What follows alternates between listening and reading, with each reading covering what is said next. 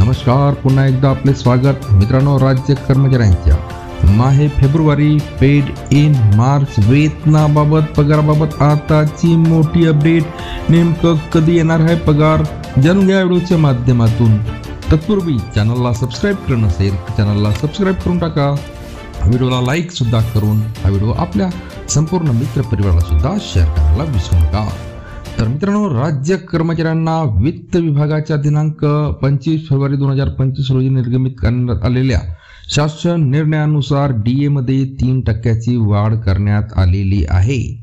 सदर डीए वाढ नंतर शालार्थ वेतन प्रणालीवर डीए सुधारित दर टाकण्यात आलेले आहे। यामध्ये डीए फरकाचा ऑप्शन देखील यापूर्वीच नमूद आहे। यावर क्लिक करून डीए फरकाची रक्कम अदा केली जाणार आहे। सोबतच याच पगारासोबत राज्य कर्मचाऱ्यांना घरभाडे भत्ता मिळणार आहे। 7व्या वेतन आयोगानुसार निर्धारित केल्यानुसार डीएचे दर हे 50% पेक्षा अधिक झाल्यास घरभाडे भत्त्यामध्ये सुधारणा होणे अपेक्षित आहे आणि त्यामुळे राज्य कर्मचाऱ्यांना वास्तव्याच्या ठिकाणानुसार 30%, 20% व 10% अशी एचआरए मध्ये वाढ सुधारित आहे।